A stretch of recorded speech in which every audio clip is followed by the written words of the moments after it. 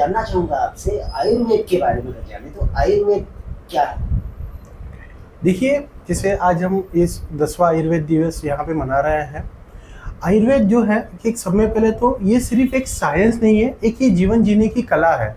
और it is not कि कुछ तो भी ऐसे एंशिएंट पुराना है, एक जीवन जीने की कला है जो कि हमको एक रिजिवेंट करती है।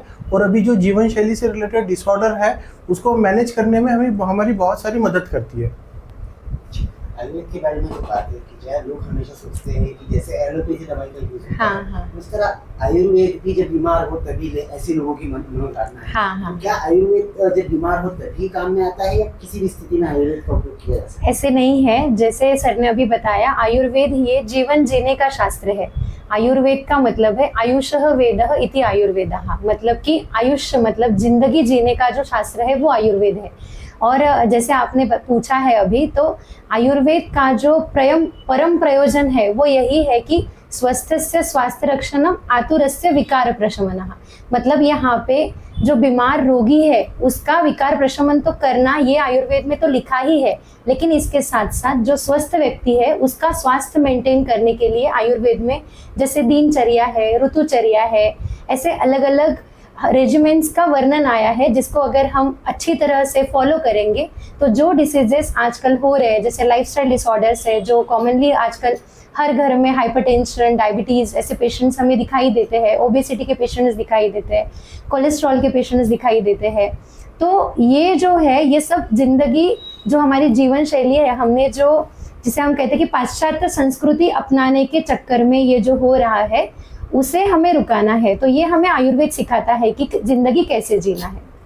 जैसे मैडम ने बताया कि कुछ बीमारी के नाम दिए, तो क्या आयुर्वेद से गिनी गिनी चुनी बीमारियों पे ही असर करता है या किसी भी बीमारी पे आयुर्वेद असरकारक है? क्या कहते हैं?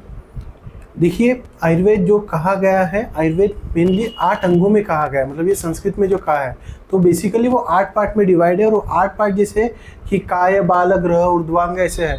तो आयुर्वेद में जो है सभी बीमारियों का इलाज हमारे शास्त्र में बताया हुआ है। जैसे हम लोग बात करेंगे तो हेयर से लेके तो नेल्स तक का पूरा सभी ट्रीटमेंट आयुर्वेद में होता है। मेनली जैसे अस्थमा का ट्रीटमेंट होता है, एसिडिटी, IBS जो कि अभी बहुत सारे लोग इसे सफ़र कर रहे हैं, जैसे डायबिटीज़ हमें लगता है ये अभी अभी आया है, पर इसका इलाज हमारे आचार्यों ने इतने पहले बता के रखा हुआ है। हाइपरटेंशन का ट्रीटमेंट आयुर्वेद में होता है, पाइल्स, फिशर, फिस्टुला का आयुर्वेद में ट्रीटमेंट होता है, वात रिलेटेड, आर्थराइटिस रिलेटेड सभी बीमारियों का ट्रीटमेंट आयुर्वेद में होता है। और सभी स्किन डिसीज का ट्रीटमेंट आयुर्वेद में अच्छी तरह से हम लोग कर सकते हैं। आयुर्वेद का एक मूलभूत अंग है पंचकर्म। इसके बारे में बात करें, मैं जानना चाहूँगा पंचकर्म आखिर होता क्या है? एक्चुअली पंचकर्म ये आयुर्वेद की शोधन क्रिया है। बेसिकली जब आयुर्वेदिक ट्रीटमेंट आचार्यों ने बताया है, जो हमारे चरक संहिता, सुश्रुत संहिता, वाग्भट संहिता, ये जो हमारे आद्य तंत्र है जो भी है, तो इन सब में जब चिकित्सा बताई है, जैसे हम एलोपैथी में इसे ट्रीटमेंट कहते हैं तो आयुर्वेद में इसे चिकित्सा कहते हैं। तो इस चिकित्सा के कुछ पॉइंट्स है, मतलब जैसे हम स्तर है, तो जब भी हम ट्रीटमेंट करते हैं तो पहले आयुर्वेद में शोधन चिकित्सा बताई है। जैसे आयुर्वेदिक ट्रीटमेंट जो होता है, शरीर के जो 3 दोष है, वात, पित्त और कफ, इन मूलभूत अंगों पे चिकित्सा करता है। तो इनका अगर शरीर में दुष्ट हुआ है तो उसे कम करके वैसे चिकित्सा की जाती है। तो जब ये चिकित्सा हमें करनी है तो पहले शोधन चिकित्सा आती है, जिससे हम शरीर में बढ़े हुए दोष बाहर निकाले जाते हैं। तो इस शोधन चिकित्सा के अंतर्गत पंचकर्म चिकित्सा आती है। तो पंचकर्म मतलब जिसे हम आजकल की भाषा में डिटॉक्स कह सकते हैं। It is not actually completely detox, but it can be a detox. तो इसमें क्या है कि हम हमारे शरीर में जो बढ़े हुए वात हो या पित्त हो या कफ दोष है, तो नज़दीक के जो बाह्य मार्ग है उससे हम इसे शरीर के बाहर निकाल रहे। तो पंचकर्म में वमन, विरेचन, बस्ती, नस्य, रक्त मोक्षण ऐसे अलग अलग पंचकर्म होते हैं। तो वमन पंचकर्म जो है, जिसको कफ की व्याधियाँ है, उसमें काफ़ी असरदार होता है, जिसमें मेडिकेटेड मतलब मेडिकेटेड इमेसिस हम जिसे कहते हैं, फिर बाद में विरेचन नाम का जो पंचकर्म है उसे हम मेडिकेटेड पर्गेशन कहते हैं, जिसमें हम कुछ दवाइयाँ दे के, कुछ पहले घी पिलाते हैं दवाइयों से बना, और उसके बाद में कुछ दवाइयाँ दे के हम इंड्यूस डायरिया करते हैं, और उसके वजह से पेट में जमी जो भी पित्त है बड़ा हुआ वो पर्गेशन के थ्रू शरीर के बाहर निकलता है। बाद में वैसे ही बस्ती नाम का पंचकर्म है जो वात की बीमारियों के लिए बहुत असरदार है। वात मतलब जो पूरा आर्थराइटिस के अंडर जितने भी सब डिसीज आते हैं वो आयुर्वेद में एक ब्रॉड टर्मिनोलॉजी है, वात रोग, उसके अंदर आते हैं। तो इसमें बस्ती नाम का पंचकर्म बहुत अच्छा असर करता है। बाद में जो ऊर्ध्व जत्रुगत मतलब कि हमारे शरीर गर्दन के ऊपर के जितने भी विकार है उसमें नस्य नाम का एक पंचकर्म है जो बहुत अच्छा कार्य करता है, जो नेजली एडमिनिस्टर हम मेडिसिन करते हैं। और बाद में लास्ट जो है रक्त मोक्षण नाम का एक पंचकर्म है जो मोस्टली जो स्किन डिसीज वगैरह होते हैं या ब्लड रिलेटेड जो भी डिसऑर्डर्स है, अभी इसके नाम एलोपैथिक साइंस ने अलग अलग बताए हैं, लेकिन आयुर्वेद में उन सबको रक्तज व्याधि बोल के उसके अंदर सबका वर्णन किया है। तो उसमें रक्त मोक्षण नाम का पंचकर्म बहुत अच्छा काम करता है। तो इस तरह के अलग अलग 5 पंचकर्म होते हैं। एक ही पेशेंट के सारे पंचकर्म नहीं किए जाते, डिपेंड ऑन द कंडीशन, जिसको जो जरूरत है उसके हिसाब से पंचकर्म किए जाते हैं। ये पंचकर्म आपने बताया, इसके बाद शिरोधारा भी है और अग्निकर्म है, ये एक्चुअल क्या है? एक्चुअली शिरोधारा, अग्निकर्म ये जो है ये भी क्रियाएं ही है जो शरीर का जो अतिरिक्त बढ़ा हुआ दोष है उसे बाहर निकालती है। और साथ में अग्निकर्म नाम का जो ट्रीटमेंट है, अग्निकर्म मतलब वात को ही हमें कम करना है, लेकिन ये दर्द को कम करता है। मतलब वहाँ का जो ब्लड सेल्स जो है, ब्लड वेन्स जो है या ब्लड वेसल्स जो है उसको डायलेट करके वहाँ पे हीट का सप्लाई होके उसके वजह से वहाँ के जो नर्व्स एंडिंग्स है उसके सेंसेशन कम होने की वजह से पेन स्टॉप होता है। तो अग्निकर्म विद्यकर्म नाम का ट्रीटमेंट है, ये पेन में बहुत अच्छा काम करता है। और साथ में जो शिरोधारा वगैरह जो ये जो ट्रीटमेंट है ये स्ट्रेस रिलीव करता है। इसकी वजह से हमारा जो हार्मोनल इम्बैलेंस आजकल इसके भी हमें बहुत दिक्कतें दिखाई देते हैं। एंडोक्राइनोलॉजिस्ट मतलब बहुत ज़्यादा आजकल एंडोक्राइन डिसऑर्डर्स हमें दिखाई देते हैं, तो उसमें भी शिरोधारा नाम का जो पंचकर्म है ये बहुत अच्छा काम करता है। सर जैसे मैम ने पूरा पंचकर्म बताया, तो ये पंचकर्म जो है, जैसे मैंने आपको कहा था कि पंचकर्म जो है मैडम स्पेशली बीमारियों का नाम भी बताया, इसके ऊपर असरकारक है, लेकिन क्या पंचकर्म सिर्फ बीमार व्यक्ति ही कर सकता है या कोई सामान्य व्यक्ति भी पंचकर्म कर सकता है? देखिए, जैसे शुरुआत के दौर में हमने डिस्कस किया था कि आयुर्वेद का जो प्रयोजन था वो स्वास्थ्य से स्वास्थ्य रक्षण के लिए था। तो पंचकर्म जो है सिर्फ बीमार व्यक्ति ही नहीं कर सकता है, स्वस्थ व्यक्ति भी कर सकता है। और इसीलिए हमारे यहाँ पे हर सीज़न के हिसाब से पंचकर्म बताया है। जैसे जब रेनी सीज़न वर्षा ऋतु होता है तब बस्ती बताया हुआ है। अभी शरद ऋतु जो अभी फिलहाल चल रहा है तो इसमें विरेचन पंचकर्म बताया हुआ है। वसंत ऋतु में वमन बताया हुआ है। तो हर सीज़न के हिसाब से ये जो पंचकर्म बताए वो सभी स्वस्थ व्यक्ति ने करना चाहिए। जैसे हमारे पास में मोटरसाइकिल या कार होती है तो उसका हम लोग सर्विसिंग करते हैं, वैसे ही ये पंचकर्म होता है कि ये शरीर को डिटॉक्स या सर्विसिंग करने का एक तरीका होता है। जी मैम, मैं जानना चाहूँगी, आपने कहा कि फर्टिलिटी संदर्भ में भी आप आयुर्वेद से ट्रीटमेंट करते हैं। वंध्यत्व की एक बहुत बड़ी समस्या है, क्या आयुर्वेद द्वारा उसका निराकरण किया जा सकता है? ऑफ कोर्स किया जा सकता है। बेसिकली आयुर्वेद में वंध्यत्व के बारे में सब कुछ लिखा है। एक योनि व्यापक चिकित्सा नाम का अध्याय ही आचार्यों ने वर्णन किया है। वंध्यत्व चिकित्सा में सबसे इम्पॉर्टेंट होता है कि वंध्यत्व का कॉज रूल आउट करना चाहिए।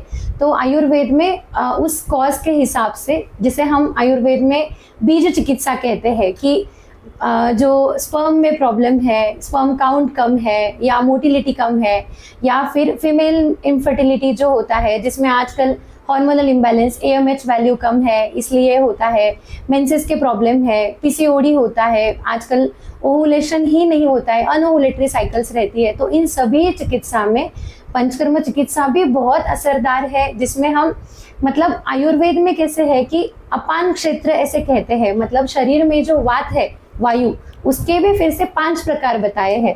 और अपान क्षेत्र मतलब लोअर एब्डोमेन के जो सारे डिसीज है उसका सबका ट्रीटमेंट एक ही साथ होता है। ऐसे नहीं है आयुर्वेद में कि गायनिक का डॉक्टर अलग है या गायनिक का ट्रीटमेंट अलग है, और अगर अपान क्षेत्र में जो दूसरा डाइजेस्टिव सिस्टम का एंड पार्ट आता है तो कॉन्स्टिपेशन का ट्रीटमेंट अलग है। ऐसे नहीं है, ये सब एक ही है। तो शरीर को होल एंड सोल एक पकड़ के चिकित्सा की जाती है। इनफर्टिलिटी का भी बहुत अच्छे तरीके से आयुर्वेद में ट्रीटमेंट होता है। ये तो हो गई सर ट्रीटमेंट की बात और आयुर्वेद और पंचकर्म के बारे में बात की। अब हम कुछ मिथ्स के बारे में बात करेंगे। लोगों में जो आयुर्वेद को लेकर अलग अलग ज्ञात धारणा है कि आयुर्वेद की चिकित्सा बहुत ही स्लो पद्धति की है, आयुर्वेद जो है ये एलोपैथी के लेवल में बहुत कम है। अलग अलग तरह के लोग बातें करते हैं। आयुर्वेद एलोपैथी से बहुत ज्यादा महंगा भी है, ऐसे भी लोग कहते हैं, जिससे लोग जो है आयुर्वेद की तरफ बढ़ने वालों को रोका करते हैं। तो इस तरह के जो मीट है इसके बारे में क्या कहेंगे आप?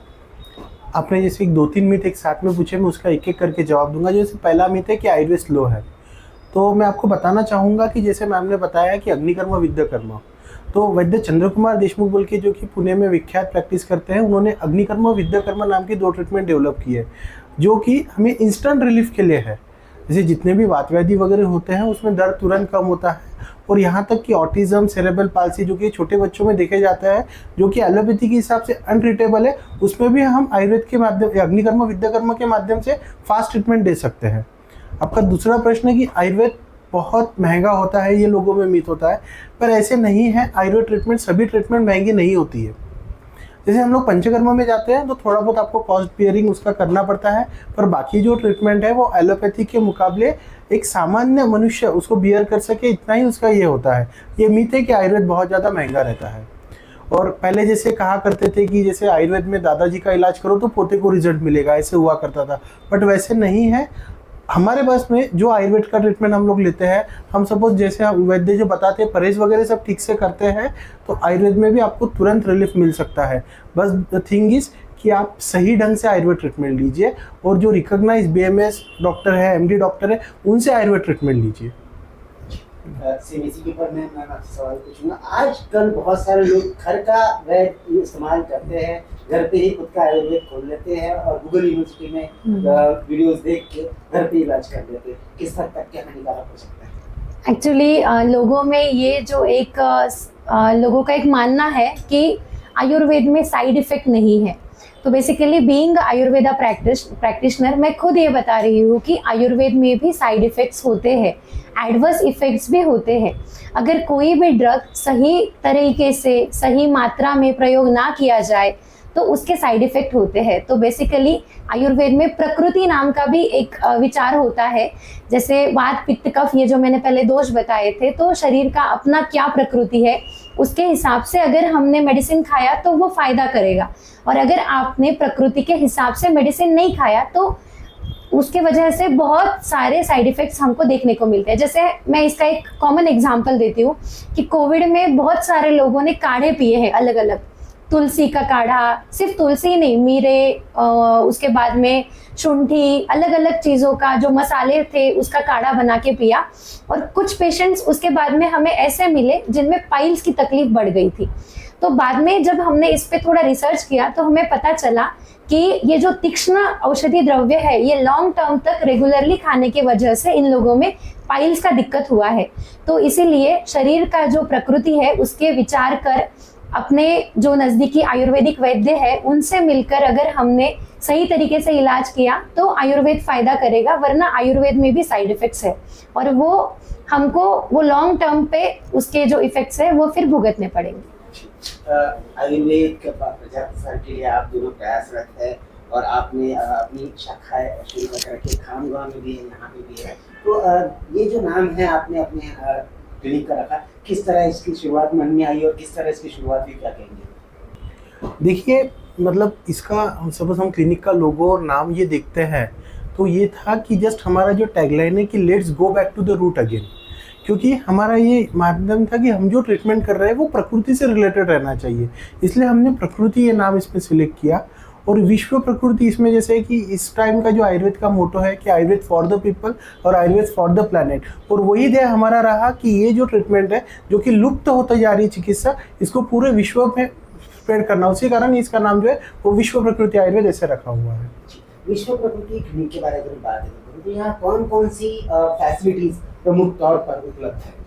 विश्व प्रकृति आयुर्वेद में सर डायरेक्टर है विश्व प्रकृति आयुर्वेद के डॉक्टर विशाल सुरेखा, जो mostly spine, joint and spine disorders, neurological disorders, जो डाइजेस्टिव इश्यूज है उसके साथ साथ जो बच्चों में ऑटिज्म या हाइपर एक्टिव चाइल्ड्स, ADHD, इन सभी चीज़ों पे डॉक्टर विशाल सुरेखा सर वर्क कर रहे हैं।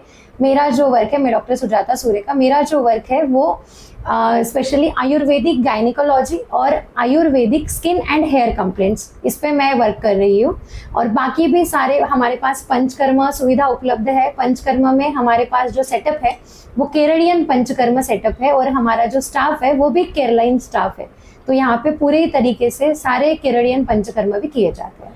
चैनल के माध्यम से विश्व आयुर्वेद दिवस के उपलक्ष्य पर आपको विश्व स्तर पर जो लोग देख रहे हैं उनको क्या एक संदेश, क्या एक मैसेज आप देना चाहिए? आयुर्वेद अपनाएं, पर आयुर्वेद अपनाते वक्त सही ढंग से आयुर्वेद अपनाएं। और जो कि मैं पहले भी बोल चुका हूं कि रिकॉग्नाइज आयुर्वेद वैद्य जो है उन्हीं से आयुर्वेद का ट्रीटमेंट लीजिए। कोई इंस्टाग्राम या यूट्यूब के माध्यम से कोई रील देख के उसका आयुर्वेद ट्रीटमेंट मत लीजिए, क्योंकि मैम ने बताया कि आयुर्वेद के भी साइड इफ़ेक्ट होते हैं। और इस 10वें आयुर्वेद दिवस पे मैं आप सभी को यही संदेश देना चाहूँगा कि आयुर्वेद अपनाएं और सही ढंग से हमें आयुर्वेद अपनाना चाहिए।